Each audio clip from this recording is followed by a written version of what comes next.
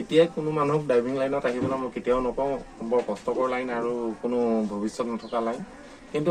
এতিয়া যিবোৰ গাড়ী আহিব বৰ হাইলি মানে টেকনিকেলি বহুত হাই গাড়ী আহিব সেইবোৰ গাড়ী চলাবৰ কাৰণে একদম পুৰা পঢ়া শুনা ল'ৰা ছোৱালী লাগিবই তো বেছি বছৰ নাই এইটো এটা ভাল প্ৰফেশ্যন হ'ব আৰু ইয়ালৈ মানুহ উপজাচি আহিব যিসকল ড্ৰাইভাৰক আমাৰ সকলো যাত্ৰীয়ে ছাৰ বুলি ক'ব আৰু সেইটো দিন চাবলৈ মই বৰ আশাৰে ৰৈ আছো যেতিয়া ড্ৰাইভাৰ এজনক কোনোবাই ছাৰ বুলি মাতিব আৰু মাজুলী বুলি ক'লে এনেও ভাল লাগে আৰু মাজুলীটো অসমৰ হৃদপিণ্ড হয় কলিজা তো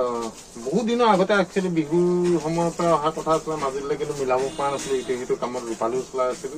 অৱশেষত আহিলো মাজুলীলৈ আৰু আহি আজি সঁচাকে ভাল লাগিছে বজাৰলৈ গলো চব চালো বৰালি মাছ আনিলো দৈ আনিলো ইয়াৰ দৈ খালো এই মাজুলী এতিয়াও বহুত ভোগালী আৰু মানে সেইখিনি নাই আপোনাৰ মাজুলী যিটো অসমীয়া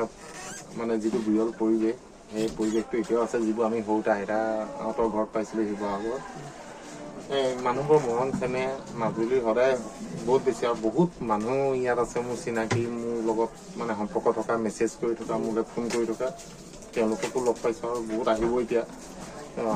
সঁচাকে ভাল লাগে মাজুলীখনলৈ আহিলে কিবা ঘৰতে থকা নিচিনা লাগে এতিয়া একচুৱেলি ৰাতিপুৱা হৈ আছে মই ইমানখিনি ডিফাৰেঞ্চখিনি গম পোৱা নাই কিন্তু মাজুলীখন খুব বৰ বেছিকে ডেভেলপ হৈছে খুব বেছিকে আগবাঢ়ি গৈ আছে আৰু ভাল লাগে যে এনেকুৱা এখন আধ্যাত্মিক জেগা এনেকুৱা এটা স্তৰলৈ গতি কৰিছে যোৰহাটৰ যিখন দলং সেই দলংখন হৈ যোৱাৰ পিছত মাজুলী এটা বেলেগ গতি ল'ব সেইটো মই জানো কাৰণ যিহেতু আমাৰ বগীবিল দলংখন হোৱাৰ পিছত ধেমাজি লখিমপুৰৰ যিটো কণ্ডিশ্যন হৈ গ'ল একদম বেলেগ হৈ গ'ল তেনেকৈ মাজুলীখনো খুব ভাল হ'ব মই খালি এটাই আশা কৰিম মাজুলীৰ যিটো আধ্যাত্মিকতা আছে আৰু যিটো আত্মা আছে আত্মাটোক যাতে অকণমান দাগি নালাগে অকণমানো যাতে হাল সলনি নহয় কাৰণ মাজুলীৰ মানুহ বুলি ক'লে মৰম চেনেহে আৱৰা হয় সেইখিনি গোটেই অসমৰ মানুহে জানে গোটেই মানে যিবোৰ মানুহ মাজুলীলৈ আহে সকলোৱে জানে যে মাজুলীৰ মানুহ মৰম মানে খুব বেছি মানুহক মৰম দিব পাৰে তেওঁলোকেও মৰম বিচাৰে তো মই ভাবোঁ সেই বস্তুখিনি সদায় তেনেকৈ থাকিব লাগে মাজুলীয়ে হৈ থাকক মাজুলীৰ মানুহখিনি মাজুলীৰ মানুহে হৈ থাকক আৰু আমি এনেকৈ বাহিৰৰ যিখিনি মাজুলীৰ বাহিৰৰ মানুহ তেনেকৈ মাজুলীখনৰ প্ৰাণ ভৰি যাতে ভাল পাই থাকিব পাৰোঁ মই তাকে আশা কৰিম মাজুলীক কেলৈ ভাল পাওঁ মানুহখিনি ভাল কাৰণে ভাল পাওঁ ডেফিনেটলি সদায় ভাল হৈ থাকক আপোনালোক আমাৰ গোটেই অসমীয়াৰ গোটেই প্ৰাণ কেন্দ্ৰ এইটোৰ পৰাই গোটেই অসমখন চলে গতিকে এই জেগাটুকুৰাত কোনো ধৰণৰ মানে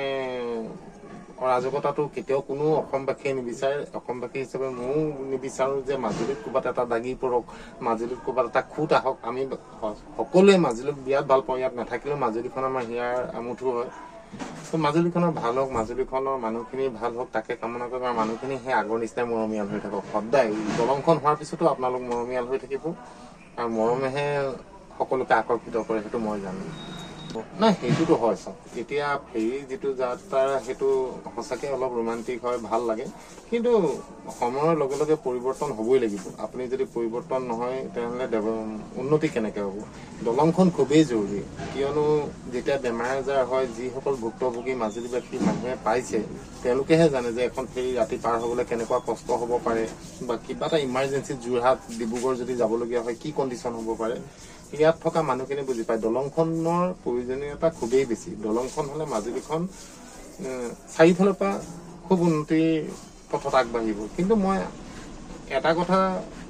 সদায় জানো আপুনি যিয়ে হওক যিয়ে নহওক মানুহৰ যিটো আত্মা থাকে আত্মা সলনি কেতিয়াও নহয় মাজুলীৰ যিটো আত্মা আছে সেই আত্মাটো সলনি কেতিয়াও নহয় মাজুলী সত্ৰনগৰী সদায় সত্ৰনগৰীয়ে হৈ থাকিব আৰু মাজুলীৰ পৰাই গোটেই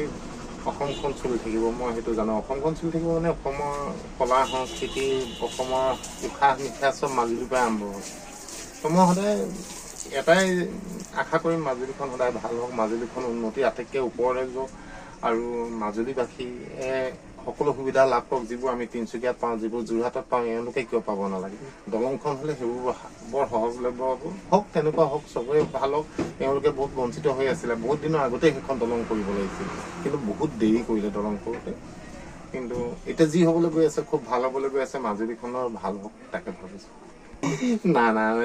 ড্ৰাইভাৰ হ'ব নালাগে কিন্তু অনাগত দিনত যিবোৰ গাড়ী আহিব সেইবোৰ চলাবলৈ কোৱালিফিকেশ্যনৰ খুবেই দৰকাৰ হ'ব